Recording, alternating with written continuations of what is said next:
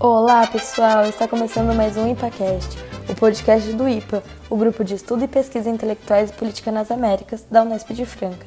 Sejam muito bem-vindos e bem-vindas, é sempre um prazer encontrar vocês todas as segundas-feiras para trazer, para os seus streams preferidos, o melhor do conteúdo científico produzido nas principais revistas acadêmicas de História da América. Meu nome é Júlia e eu estou no 4º ano do curso de História. No episódio de hoje eu vou falar sobre as cartas que o abolicionista James Radcliffe escreveu sobre a escravidão no Brasil e os textos apresentados por Charles Quentin e pelo Major Tunay, na Conferência Anti-Escravista de Paris. Para isso, eu vou utilizar como base o artigo Circuito Anti-Escravista Atlântico, James Radcliffe e a Conferência Anti-Escravista de Paris, 1867, de Henrique Antônio Ré, escrito em 2018 e publicado na revista História e Perspectivas da Universidade Federal de Uberlândia. O intuito do autor foi demonstrar que, em ambos os casos, embora o assunto principal fosse a escravidão no Brasil, havia outros interesses coordenando essas intervenções. Na conversa de hoje voltaremos um pouco ao passado, mais precisamente para a década de 1860, crucial para os 3 países que ainda mantinham a escravidão, os Estados Unidos, Cuba e o Brasil. Realizando um breve panorama histórico, os escravocratas começaram a se preocupar com o fim da escravidão quando Abraham Lincoln, então presidente dos Estados Unidos, assina em 1862 um tratado que permite à Grã-Bretanha a eliminar o tráfico de escravos em alto mar. Em 1863, Lincoln liberta todos os escravos que faziam parte da Confederação, um total de 11 estados, que seriam eles a Carolina do Sul, a Flórida, o Mississippi, a Geórgia, o Texas, a Louisiana, a Virgínia, o Arkansas, a Carolina do Norte e o Tennessee. Os efeitos do Tratado de 1862 e a emancipação de 1863 nos Estados Unidos refletiram diretamente em Cuba, que mesmo tendo a resistência de alguns fazendeiros da ilha, não conseguiu ser suficiente para conter o avanço das revoluções, como a Revolução Liberal e a Revolução Anticolonialista, de 1868. Em 1870, também em Cuba, é aprovado o projeto de lei que libertava as crianças, a partir dos 18 anos, filhas de mães escravas nascidas depois de 1868. No Brasil, a política de escravidão havia sido criada na década de 1830, pelos Saquaremas, os políticos conservadores do Império. Mas no momento em questão as coisas começavam a apertar, porque em 1863, William Christie, que era o ministro britânico que estava no Rio de Janeiro, começou a introduzir no território brasileiro represálias pelo não cumprimento das leis anti-escravistas, como a Lei de 1831 e a de 1850.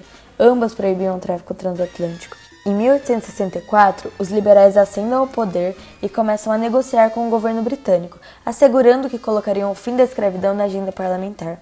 Em 1864, Francisco José Furtado, juiz e político brasileiro, deu emancipação a todos os africanos livres no Império, porque com a Lei de 7 de novembro de 1831, ficou decretado que todos os africanos que chegassem no país para serem escravizados, após essa data, estariam livres, porém o que se viu foram diversos africanos escravizados ilegalmente e, além disso, ao chegarem no território brasileiro, precisavam passar um tempo sob a tutela de um juiz de paz.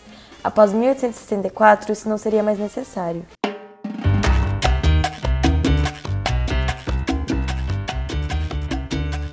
James Radcliffe nasceu na Escócia, mas emigrou para os Estados Unidos em 1849, onde virou repórter do New York Tribune. Em 1850, foi ao sul dos Estados Unidos para coletar depoimentos de escravos para publicar em jornais abolicionistas. Ele era uma pessoa experiente nas questões abolicionistas e com consideráveis relações políticas. Estabeleceu contato com John Brown, um abolicionista radical da Virgínia. Ele se interessou pela escravidão brasileira quando surgiu nos Estados Unidos uma grande euforia em relação ao Império Sul-Americano.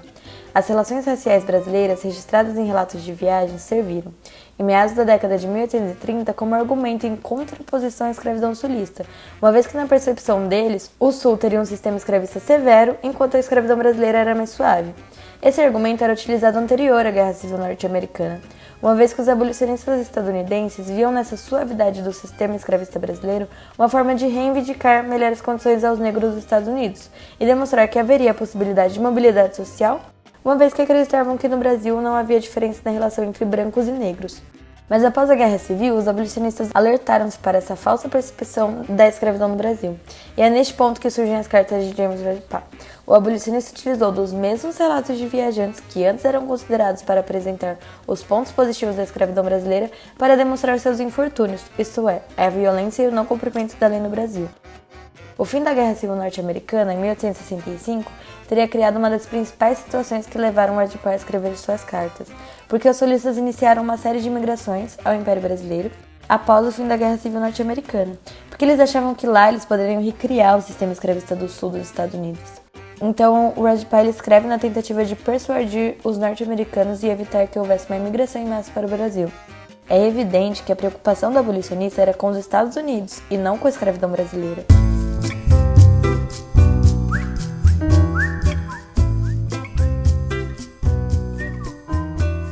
A Conferência Escravista de Paris ocorreu em 26 e 27 de agosto de 1867. Ela surgiu da união de duas novas instituições anti-escravistas europeias, porque antes existia apenas a British and Foreign Anti-Slavery Society, a BFS. As novas instituições seriam a Sociedade Abolicionista Espanhola e o Comité Français d'Emancipation. Após 2 anos dessa união, as 3 entidades anti-escravistas se reuniram para organizar a Conferência Escravista, que iria ocorrer em Paris.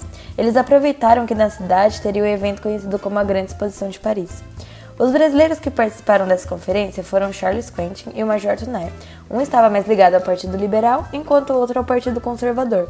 O texto que Quentin entregou à conferência se intitulava O Aspecto Atual e as Perspectivas Futuras da Questão da Escravidão no Brasil. Ele foi bastante enfático ao dizer que o que queremos é a abolição e não a mitigação da escravidão. Já o texto do Major Toner, intitulado Sobre a Escravidão e o Tráfico de Escravos no Brasil, dizia que a escravidão estava sim com seus dias contados, mas que ele não iria fazer esforços para anotar seu fim, além de ter apresentado uma série de argumentos dizendo que os escravos deveriam indenizar seus senhores com trabalho não remunerado.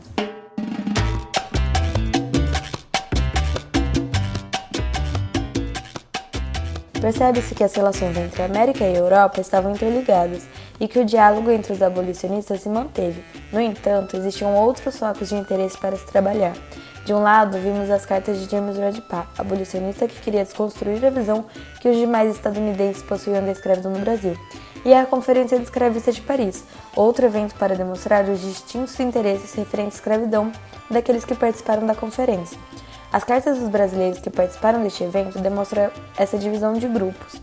O grupo organizador do evento adotou um posicionamento menos agressivo, preservando as relações diplomáticas, enquanto o outro foi mais incisivo em sua condenação dos países escravistas. Ao analisar a escravidão com os olhos do século XXI, nos deparamos com um sistema bárbaro, brutal e cruel. No entanto, ao investigar assuntos da época e a historiografia especializada no assunto, a escravidão possuía normas e regras que tornava estável. A relação entre senhor e escravo poderia existir de diversas formas, não sendo possível homogeneizar as relações que desenrolaram no interior do sistema escravista. Não podemos também pensar os escravos como um bloco único. Existia uma rivalidade entre eles devido à diferença da língua, origem e religião. Tentamos trazer apenas uma das discussões que ocorreram na época em que a escravidão ainda possuía pilares de sustentação, tanto legalmente quanto na mentalidade dos indivíduos do período. Bom, Ipacasters, por hoje era isso. Se vocês gostaram do conteúdo, não se esqueçam de compartilhar com seus colegas, seguir e comentar em nossas redes. Estamos no Twitter, no Instagram, no Facebook, no YouTube e no Spotify. Somos um grupo de pesquisa da Universidade Estadual Paulista, a Unesp de Franca. É a universidade pública contribuindo para levar conhecimento científico e informações com qualidade e de maneira gratuita. Um grande abraço e até semana que vem com mais um Ipacast.